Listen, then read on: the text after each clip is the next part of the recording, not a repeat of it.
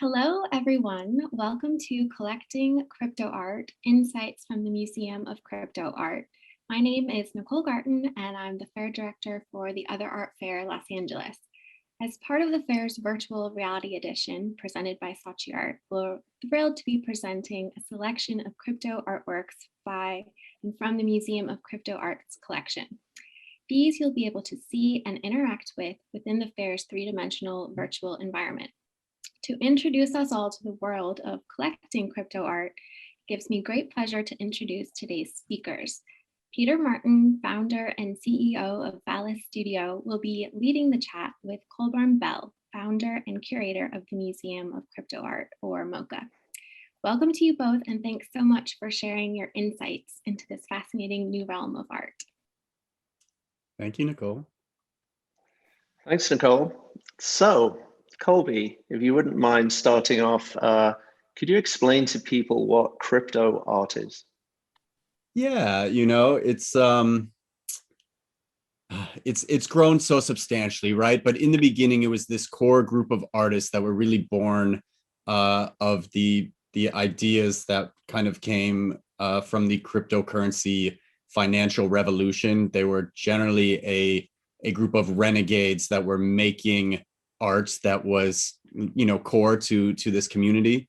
So you talk about like the foundations of crypto arts. People think, a lot of Bitcoin symbols, a lot of Ethereum symbols, but it was really grounded in the Ethereum standard of what an NFT is and the attachment of this digital signature to an image file or an MP4 or video. Right.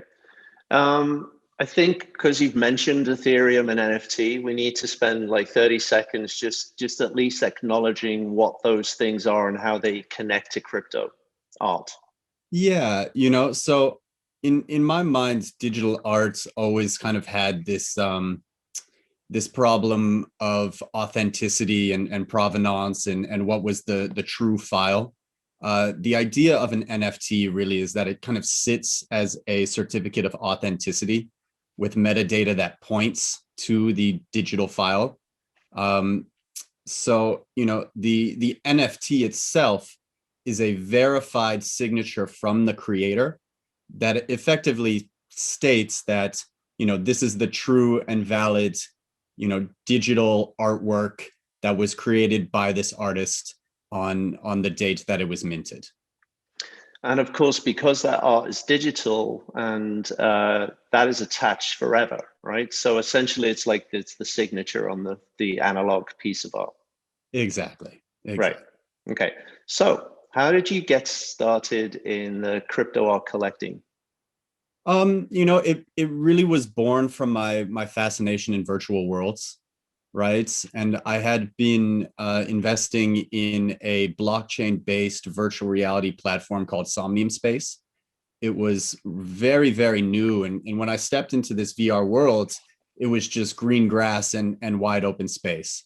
And the power of this platform is that they gave a toolkit to people like myself, not a 3D developer, to be able to construct your own buildings and bring your NFTs into this world.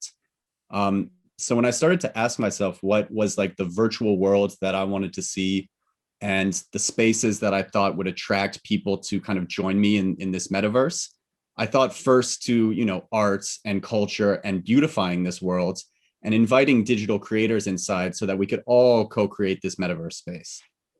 Amazing. And Somnium, of course, I think, if anyone is aware of that, they did the virtual Burning Man piece last year, which I believe you were a part of. Yeah. They did incredible exhibitions, art exhibitions, musicians played live. The capabilities of that platform are really strong and getting stronger by the day. It's really a testament to the power of, user-generated content and what a community can do when they kind of come together and form these global villages. Right.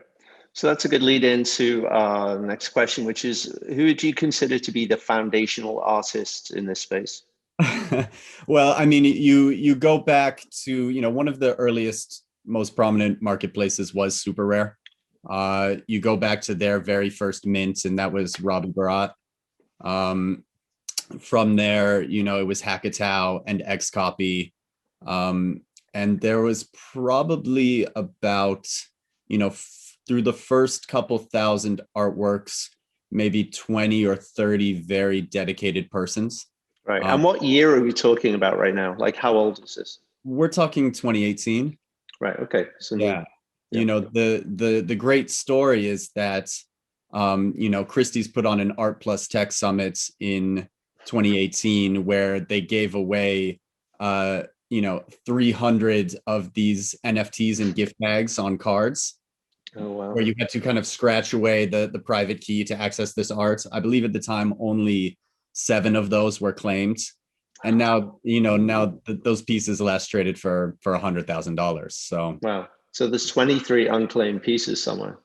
200 and 200 and, oh my God, 293. Sorry, yeah. wow. Although I have heard rumors that there are a handful of cards that have been found.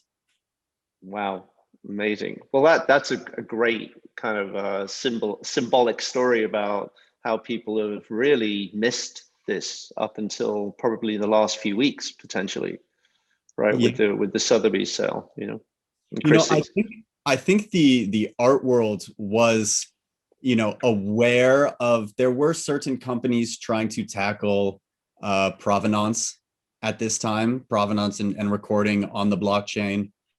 Codex and Verisart come to mind, and it was all during the ICO mania, and basically every idea, we were going to bring everything to a blockchain, and these were good ideas. They were just early, and I think, as we know, kind of the art world is slow to adapt.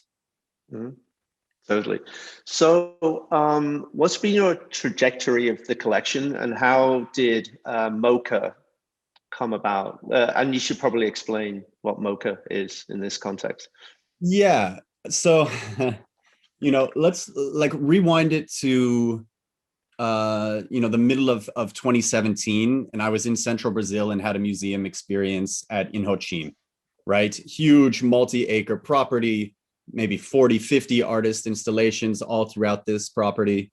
It was such a, profound experience that it was something that I wanted to recreate in the metaverse, right? It's kind of an art world where you would explore, you'd see something in the distance, it would attract your eye, you'd be called to it, you'd see, beautiful sculpture, beautiful paintings.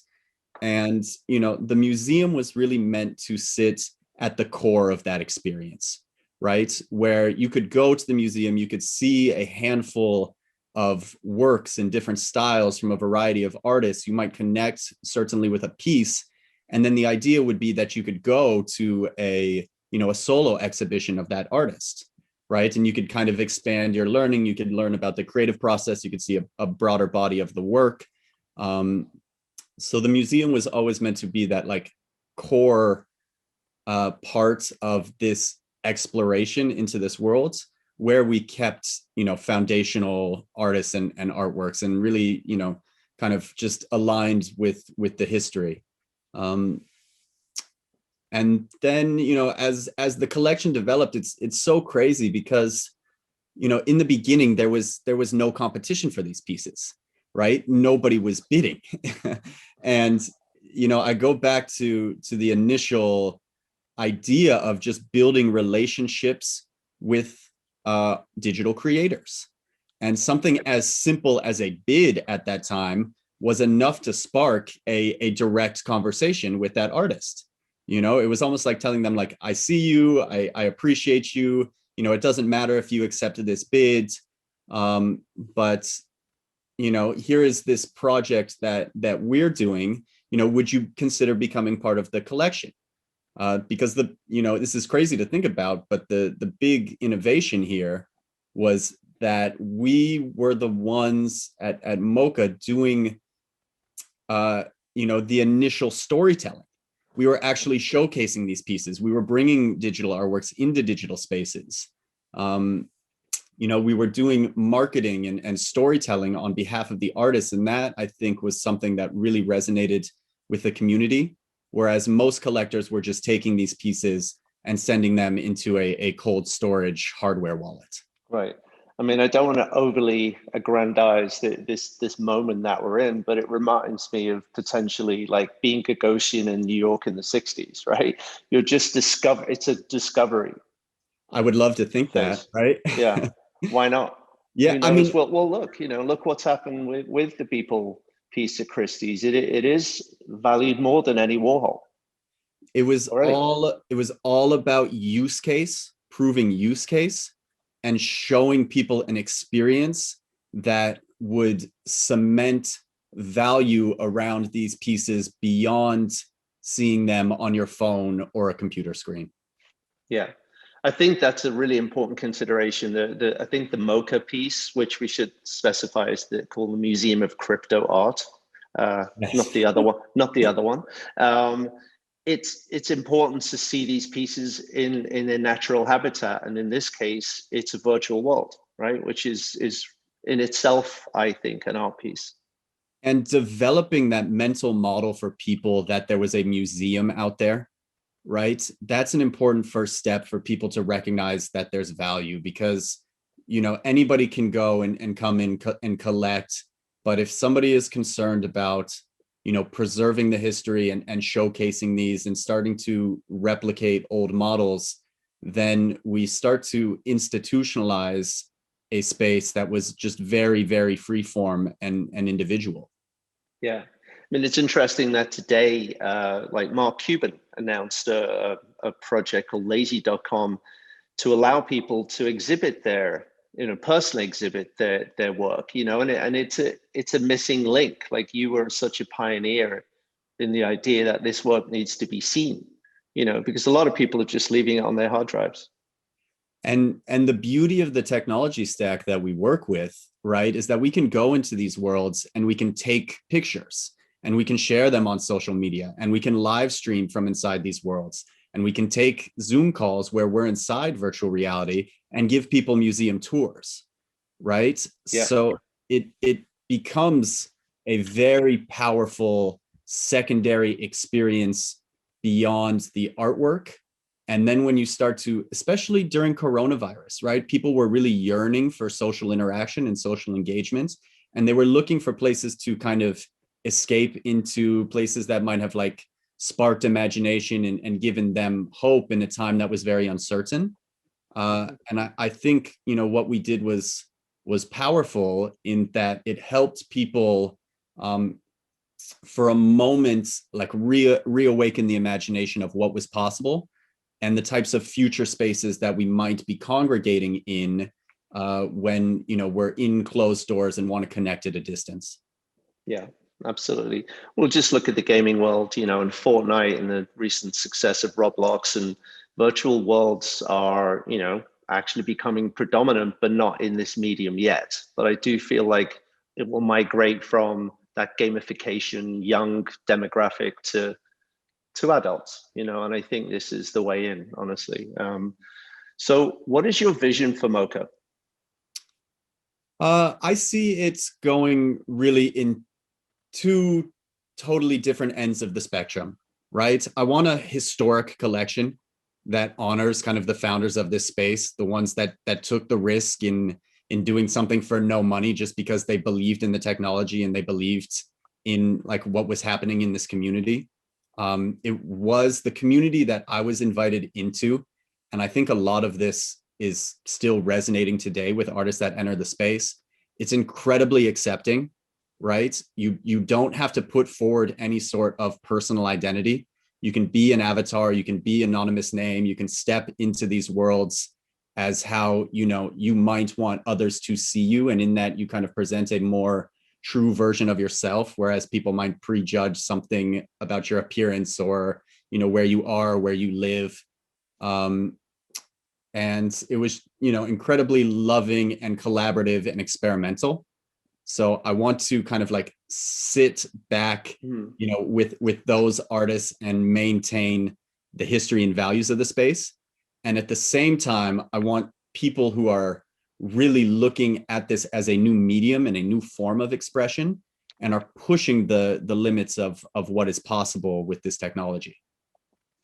It's a really good point, actually, because and I've spent a bit of time on Clubhouse recently, and I've seen like what a tight knit community it is, and actually how incredibly supportive and uncynical. Actually, I feel like everyone got a little bit jaded pre-COVID, and this has been a reset in many ways, right? Yeah, I And agree. yeah, I really enjoy that aspect of this community for sure. The thing about I spent a lot of time in New York City, and I would, wander the Chelsea galleries, and, broadly, it felt inaccessible to me. Hmm.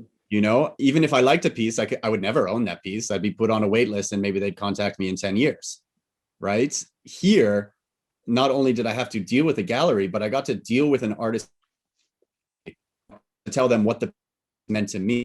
They could also explain to me, what they were thinking when they created that. We could create this relationship that was grounded in this artwork and have this conversation, and it was just one-to-one.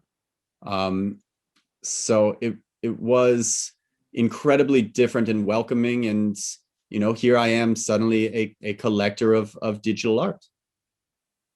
We should specify actually how large your collection has been. You have one of the biggest collections on Super Rare, for example. Can you give people a sense of scale of how much art you have actually collected over the years? Yeah.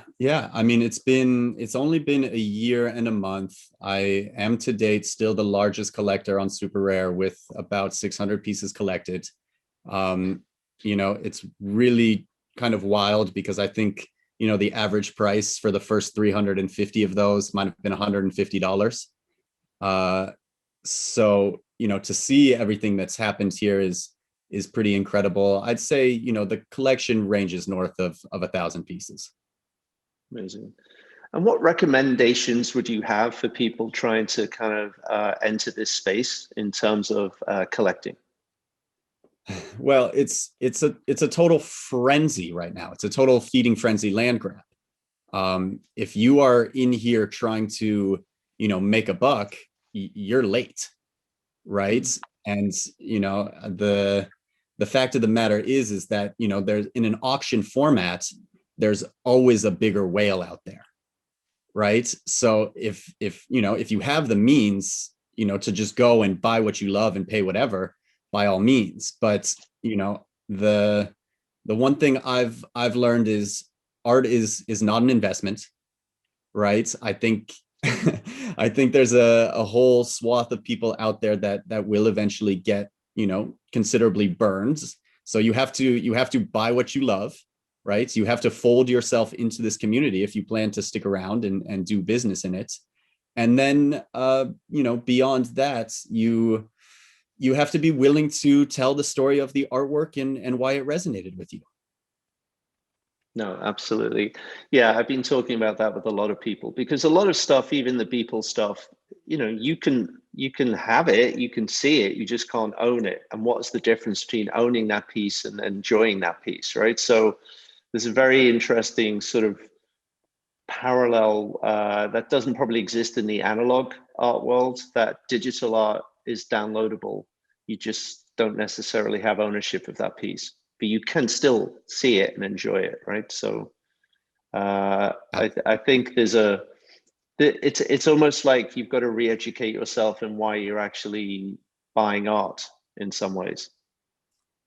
I totally agree with that. And you have to be able to make that mental leap to understand, why you value that ownership in the first place. I think the crypto community was able to do it because, you don't have to hold a physical Bitcoin. No such thing exists, right? But that you have it and that you can control it. And which is why for me, it all goes back to, the story that you tell around it. My story and my positioning was to, build a community of artists and to kind of house, the works in a museum type concept. Although, the works to me are more symbolic of the relationships and the way that I speak with certain artists. Right.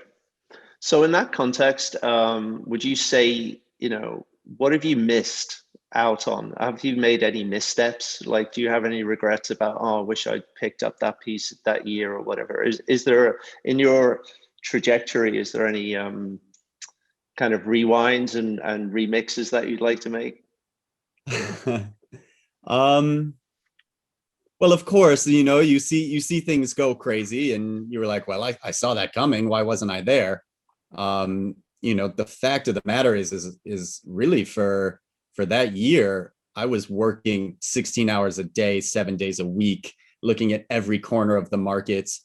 My goal in the collection was really never to be a speculator, but more an entomologist, right? So I probably picked up a ton of pieces from no name artists that are never going to be worth anything, and but I just it for me it was representative of kind of like my own journey and a bit of this like digging in the crate culture, going to thrift stores, going to swap meets and finding stuff there that spoke to me, not because I necessarily thought it was going to be valuable, but because it resonated, and it resonated beyond kind of the dollar. So I don't honestly have any regrets. No. Yeah. It's funny. I was listening to a delightful German gallerist who had the first digital art gallery in New York, and he's been open for 40 years. I can't remember his name now, sadly, and he was just talking about now in relation to then and the journey. He said no one came in the door for years, and he had this incredible art and incredible visionary, Bill Viola, and like actual artists who became very famous in more video art, I would say. But he's seen that whole trajectory, and I love the fact that he's on Clubhouse and doing an NFT now. He's arrived finally, and his journey's been very long.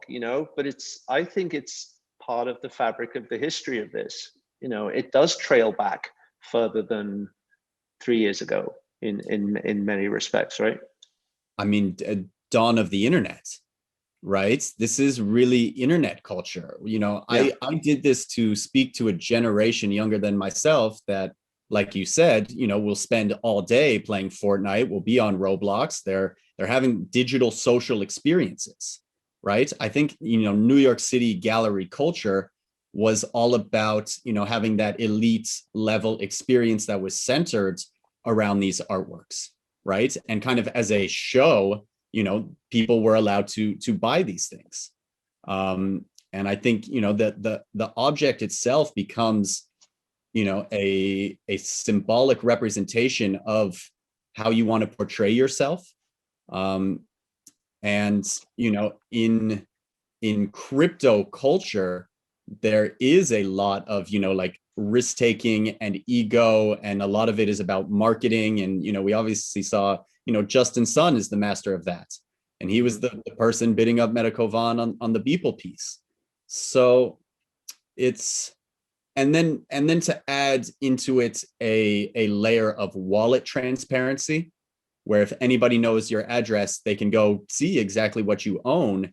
It's kind of Instagram culture on a bit of steroids, right? It's this new way of creating and crafting identity through the objects that you possess. Yeah, I do think that's something we probably need to explain a little bit, but the transparency is one of the greatest gifts, I think, of blockchain, where that token that we mentioned earlier on the NFT can be tracked throughout history now. It's embedded towards that piece, and you always know where, or who at least is in possession of it. You don't know where they are, right? Necessarily. And then you consider also, the traditional art world, where so much art is locked up in free ports, never to be seen, and people are generally, buying and selling for tax avoidance reasons. Right. So it kind of frees the artwork, even though it can be kept securely. All you're really keeping is the signature, while the artwork can travel. there was this beautiful piece called A Breath of Fresh Pearls that we bought from a generative artist by the name of Dmitry Cherniak. At the same time that this NFT, was in our cold storage wallets, it was being displayed, massive scale, 20-foot scale in our museum. And then it was sent, all the way across the world to Shibuya Crossing, where millions of people saw it for a week on a billboard. And, to understand like how the artwork can suddenly, travel and be free and be shared and be leveraged across social media to facilitate conversation and dialogue is, in my mind, one of the most powerful innovations that's happening here. Right. No, I think that's why I'm a huge fan of Mocha. Is I think it's not only the democratization of the art, it's actually getting the art to the people in the optimal way, right? And as opposed to it being locked away in the Smithsonian basement or a private collection in a Freeport, right? So I think that's also a revolutionary tipping point in the collecting and exhibiting of this type of art. It's to be shared, Yeah. I mean, if I want to go to the Louvre, I have to fly to the Louvre. I have to get a hotel. I have to take a taxi and spend a day, and then suddenly I'm with thousands of people trying to look at historic artwork. No, why don't I just put on my virtual reality headset, invite a couple friends, we can have a shared social experience around artwork in these digital spaces. To me, it makes sense. And then to just layer on top of it, the cost efficiencies. Cost me nothing to store. It cost me very little to transfer an artwork somewhere. It cost me nothing to display. It cost me nothing to build an exhibition space. And, the amount of time that it takes me to have an idea of something that I want to see, right, it's almost like a 24-hour turnaround to build a space, to install the artwork, and then I can do a live stream the next day. It's incredible. It's really powerful. Well, let's give a shout out to our friends at the Other Art Fair, because essentially they've put a Mocha exhibit up in the last 72 hours inside their virtual edition, which I think is incredible. And they did an absolutely incredible job with that booth. Yeah. It's great. It's really beautiful. Totally. Okay, so I guess we do have to refer to the Christie's sale and get your take on that. What do you make of that in terms of the timeline and of this specific space that you're in? Oh, what a meteoric rise for Beeple. It was a partner of mine that bought the first initial pieces that were released. He had come to us in the beginning and said, I'm new to this space. I'm exploring. I'm meeting people. What do you recommend? We had a long talk. He purchased these pieces. We redid the whole museum for his next release, and it attracted the attention of a very well-known, respected collector in the space, who proceeded from there to buy everything, create a financial product around those 20 pieces. And I'm sure, that was one of the largest sales at the time. I think it was a collective, maybe $3.5 million sale. And once, I was always told, once we begin to play in like the $3 to $5 to $10 million ranges for sales, that the auction houses would begin to take notice, and they took notice. Fair enough. Yeah. And what time frame are we talking? This is last year, right? So the 3.5, when did that happen? That, I believe, happened in November. Right. Okay. So we're less than 6 months, away from that point, and that seemed to be a seismic event at the time. Oh yeah, I mean, there was a moment in July where the market was broke because we paid $8,000 for a piece. Right. People lost their collective minds over this. From there, it just ratcheted up, and it was, you we always knew that dollars would begin to drive interest, would attract more dollars. I don't think anybody could have expected what happened. But I think that sale, that specific Beeple sale, put everybody on notice, that this is something real. This is something here to stay. There is a new community of wealthy individuals who, care about the demigods that that they've created, and are going to kind of support them into cultural relevance. So I guess the next 2 points in the timeline would be Sotheby's, right? Which was what, 6.5? Is that the next Beeple sale? So it was the 3.5 sale on Nifty Gateway, and then the $69 million sale. Oh, I thought there was a Sotheby's in between the two, and then there was the Christie's, right, which was 69. I don't know about that other one, but yeah, perhaps. Well, Yeah. I mean, honestly, whatever that was got eclipsed very quickly by the Christie's sale, which is, less than 4 weeks out, 4 weeks away, and 69 million. So that actually made that art piece, I think, the third most valuable piece by a living artist. Yeah. So essentially all the people we're talking about, Damien Hirst, I think Jeff Koons is above him still somehow, but everyone else just got topped. Yeah. Yeah, 90 million for the balloon dog. Yeah, but what do you think about those artists getting involved in the NFT space? I mean, I'm reading that Damien Hirst has a plan, and it's about to happen. I of course welcome it. It's great. It's validating, right? He was always a creator of art on the iPad, and I think those artworks have sold for millions of dollars. So why wouldn't naturally he just attach that certificate of authenticity to this artwork? I welcome everybody playing and experimenting and seeing where we can collectively take this. Right. So just on a more negative note, do you think we're in a bubble? Absolutely. I mean, how could that be denied? Yeah, right. I think we're in a bubble in certain places, right? I do think there's, I think probably 80, 90, 95% of these works that are being acquired right now may never change hands again. And that's because the resale value is less than the acquisition, or they just love these pieces so much? I hate to speculate on price or what anybody is going to do with anything.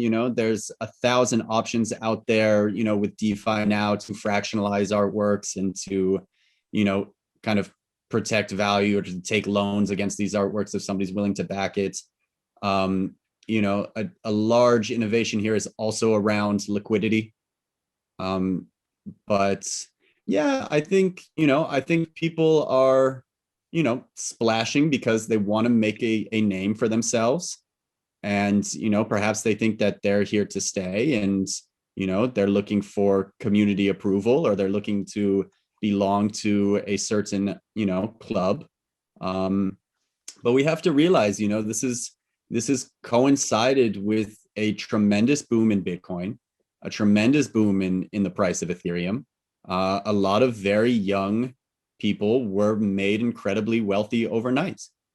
And, to them, how they have, respect in this community. And if it's an object that they can always point people to say like, yes, I was here. Yes, I supported an artist. In my mind, it's one of the greatest, transferences of wealth to the creative class, and folding this community into the blockchain community, I think only makes the potential for the technology that much stronger in how they teach us how to, innovate and adapt. And so there are, other goals here at work beyond just speculation. And I don't want to speak to what anybody's motive is for anything. But I I think it would make sense that to say we're in a price bubble.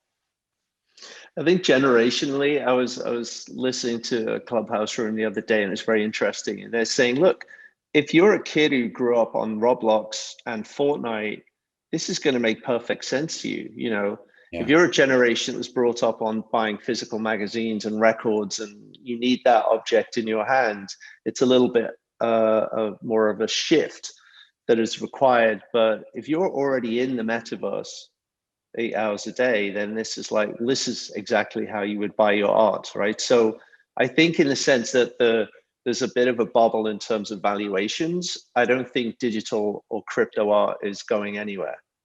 No chance. You know, it's here to stay.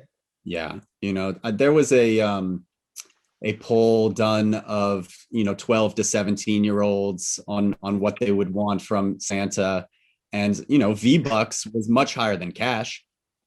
Right? They'd rather be buying skins. Oh my God. They don't even know what to do with cash. You ask a kid, they say Venmo me. Right? Everything is done digitally. They don't want the physical.